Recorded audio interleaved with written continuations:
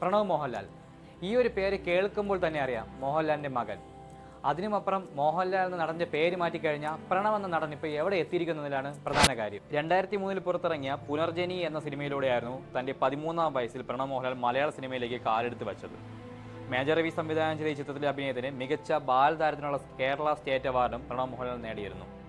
തുടർന്ന് ഒന്നാമൻ മോഹൻലാലിൻ്റെ കുട്ടിക്കാലമായും സാർലേസ് ജാക്കിൽ ജസ്റ്റ് ഒരു ഷോട്ടിൽ നടന്നു പോയും പ്രണവ് വെള്ളിത്തിരയിലെത്തി. അങ്ങനെയിരിക്കെ ഒരു ഇടവേള കഴിഞ്ഞ് പ്രണവ് മോഹൻലാൽ വീണ്ടും ഒരു റീ എൻട്രി നടത്തിയത് 2018-ലായിരുന്നു. ജിത്തു ജോസഫ് സംവിധാനം ചെയ്ത് പ്രണവ് നായകനായി വന്ന ആദി പ്രേക്ഷകർ ഇരു കൈ നേടി സ്വീകരിച്ചു. അതിലെ പ്രണവിൻ്റെ ആക്ഷൻ എടുത്തു പറയേണ്ട ഒന്ന് തന്നെയായിരുന്നു. അഭിനയത്തിൽ കൂടാതെ ജിത്തു ജോസഫ് സംവിധാനം ചെയ്ത പാപനാശം, ലൈഫ് ഓഫ് ജോസുകുട്ടി എന്ന ചിത്രങ്ങളിലും പ്രണവ് മോഹൻലാൽ സഹസംവിധായകനായി തിളങ്ങി. തുടർന്ന് അരുൺ ഗോപി സംവിധാനം ചെയ്ത് 2019 പുറത്തിറങ്ങിയ 21-ാം നൂറ്റാണ്ട് ബോക്സ് ഓഫീസിൽ തകർന്നടിഞ്ഞു.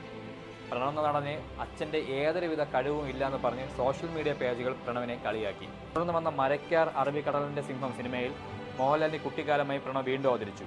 സിനിമ പരാജയപ്പെട്ടെങ്കിലും പ്രണവ് കയ്യടി നേടി. കോവിഡ് മഹാമാരിയിൽ തിയേറ്ററിൽ പ്രേക്ഷകർ വരുമോ എന്ന് സംശയം നിൽക്കുമ്പോഴാണ് 2022 വിനീത് ശ്രീനിവാസൻ സംവിധാനം ചെയ്ത ഹൃദയം തിയേറ്ററിൽ വന്നത്.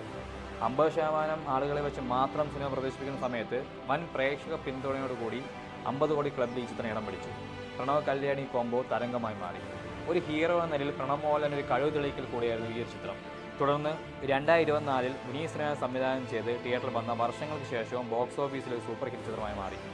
2024 തന്നെ പുറത്തിറങ്ങിയ ബറോസ്, 2025 പുറത്തിറങ്ങിയ എമ്പുരാൻ ചിത്രങ്ങളിൽ ഗസ്റ്റ് റോളിൽ പ്രണവ് മോഹൻലാൽ പ്രത്യക്ഷപ്പെട്ടു. പ്രണവ് എന്ന നടൻ്റെ അഭിനയത്തിൻ്റെ റേഞ്ച് എന്ന് മനസ്സിലാക്കാൻ പ്രേക്ഷകർ ആകാംക്ഷയോടെ കാത്തിരിക്കുന്നത് ഭൂതകാലം പ്രമേഹം എന്ന സിനിമകൾ സംവിധാനം ചെയ്ത രാഹുൽ സദാശിവൻ്റെ ഡൈസ് ഇറക്കി വേണ്ടിയാണ്. അപ്പോൾ ഈ സിനിമയുടെ പോസ്റ്ററും ട്രെയിലറും വന്നതോടെ തന്നെ പ്രണവിൻ്റെ ഒരു അഭിനയം എല്ലാം സോഷ്യൽ മീഡിയയിലെല്ലാം വൻ തരംഗമായി കൊണ്ടിരിക്കുകയാണ്. അപ്പോൾ ഇന്ന് സിനിമയുടെ പ്രീമിയർ ഷോയും നാളെ സിനിമയുടെ മെയിൻ റിലീസുമാണ്. അപ്പോൾ പ്രണവ് എന്ന നടൻ്റെ അഭിനയത്തിൻ്റെ റേഞ്ച് എന്ന് നമുക്ക് ഈ സിനിമയിൽ തന്നെ മനസ്സിലാക്കാം. കൂടുതലായും നമ്മൾ താരങ്ങളുടെ മക്കൾക്ക് സിനിമയിൽ വരുന്നത് വലിയ കാര്യമൊന്നുമല്ല. ആദ്യ സിനിമ കിട്ടാനും അവർക്ക് വളരെ ഈസിയാണ്. എന്നാൽ രണ്ടാമത്തെ സിനിമ മുതൽ പിടിച്ചു നിൽക്കണമെങ്കിൽ അഭിനയം തന്നെ വേണം. അങ്ങനെ നോക്കുമ്പോൾ പ്രണവ് നടൻ ഏത് ലെവൽ വരെ എത്തിയാൽ നമുക്ക് ഈ ഒരു സിനിമയുടെ മനസ്സിലാക്കാൻ കഴിയും. അപ്പോൾ ഡൈസ് ഇറക്കി എല്ലാവിധ ആശംസകളും.